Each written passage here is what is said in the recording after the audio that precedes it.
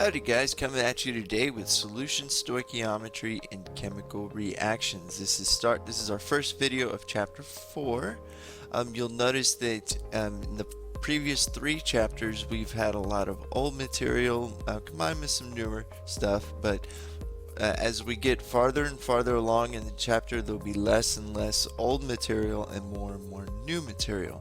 So I highly recommend you read the textbook. This is the teacher copy, so it looks a little different than yours. But in the first 2 sections, or the first couple sections in each chapter, are really helpful because they help tune your brain into what we're trying to see. So we'll be covering sections 4.1 and 4.2 in this video. So let's start off with our basic molecule that is going to be in almost every solution we study, and that is water, because water is an essential part of an aqueous solution, right? Aqua, aqueous, get it? And we'll have to really get an understanding for the chemical properties of water. Water is a polar molecule. Water is polar, WIP, and we need to understand, we need to see that that there is a partial charge here and here. That means is that there is an uneven distribution of electrons because of their electronegativity. The electronegativity is the association with how much it will want electrons. So oxygen has a higher electronegativity, so it will hog those electrons away from the hydrogen. Remember that there are actually 2 lone pairs on this oxygen molecule here that aren't pictured. Let's draw those. So if I draw the lone pairs on the oxygen, you can see that there is a greater density of electrons on this oxygen than there are on the hydrogens. Hydrogens don't have any lone pairs. This also gives rise to why there's this bond angle right here, and why we don't see a hydrogen sticking out straight on top and a hydrogen straight on bottom. They will bend to each other in what we call a bent shape. That's called a bent shape.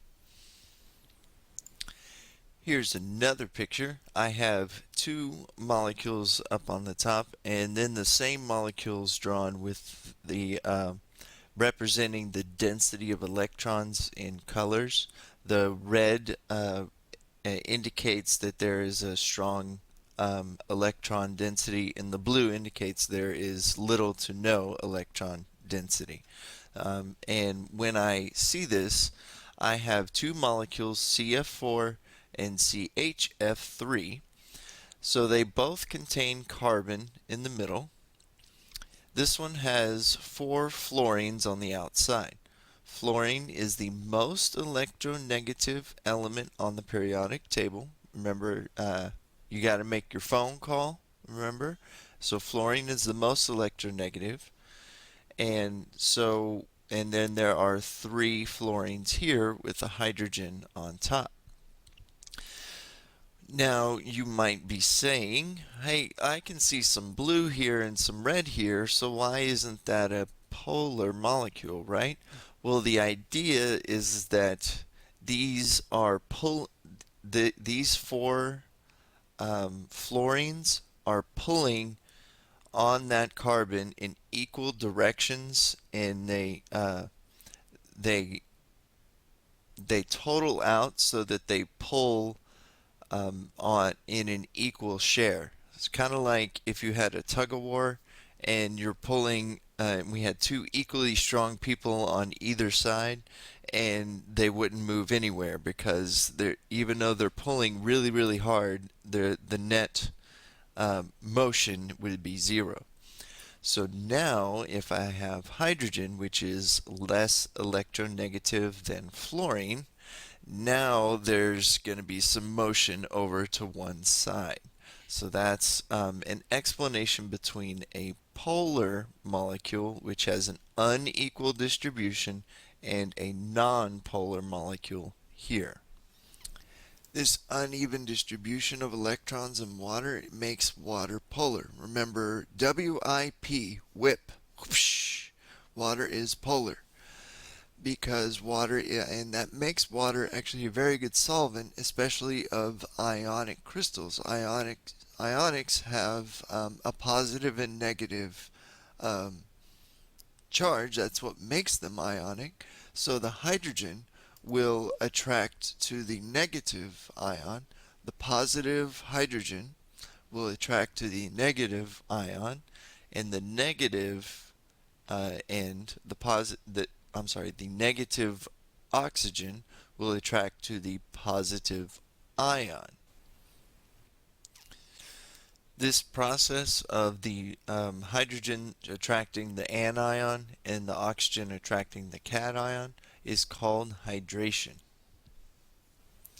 So here's a picture of hydration. I've got my ionic crystal on the left that's undisturbed, and then my ionic crystal that's being dissolved on the right. When I see this, the water molecules are actually picking apart those ions ion by ion, and the water molecules are actually aligning themselves so to face the appropriate ion. So the hydrogens are facing the anion because the positively charged hydrogens, or the partial positive hydrogen, is actually attracting to the anion, and the partially negative oxygen is attracting to the cation. Um, the identity of the ionic crystal does not matter. It could be sodium chloride, potassium chloride, barium chloride. I'm naming lots of chlorides, but lots of different ionic compounds that we could use. Show the association of the ions with some water molecules when one formula unit of KCl dissolves in excess water. Write this answer in your notes.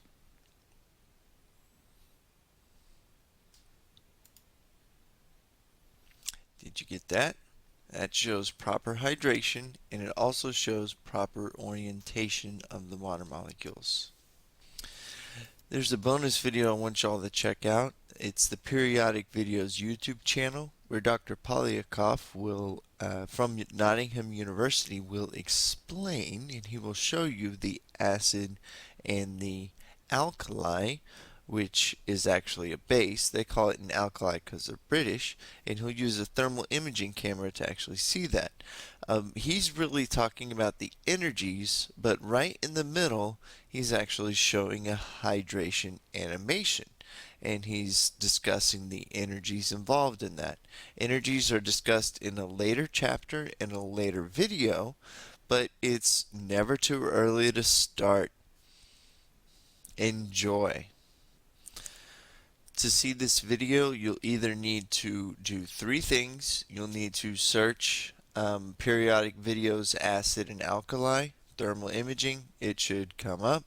Or you can go to the Google Slides that is posted in Google Classroom and click on the link.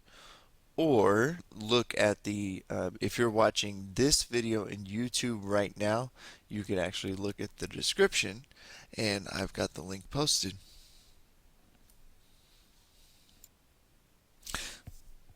My shirt, it changed. I wonder where all my facial hair went.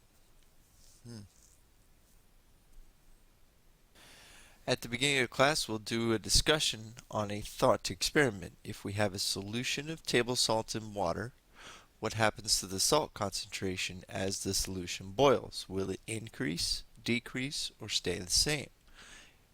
Draw pictures and use some claim, evidence, and reasoning to support your answer.